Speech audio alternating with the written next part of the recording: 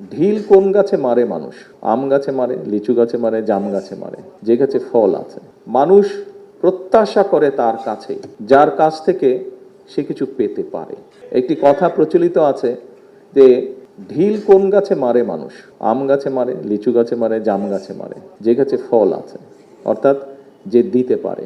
বাংলাদেশের মানুষের প্রত্যাশাও বাংলাদেশ জাতীয়তাবাদী দলের কাছে, যে দল শহীদ রাষ্ট্রপতি জিয়াউর রহমান গঠন করে গিয়েছিলেন, যে দলকে জনগণের ভিতরে ভিত্তি স্থাপন করেছেন দেশনেত্রী বেগম খালেদা জিয়া, সেই দলের কাছেই মানুষ প্রত্যাশা করে। আজকে আপনারা যারা এই আলোচনা অনুষ্ঠানে যোগদান করেছেন, সারা দেশেই কম বেশি সব জায়গায় এরকম আলোচনা অনুষ্ঠান হচ্ছে।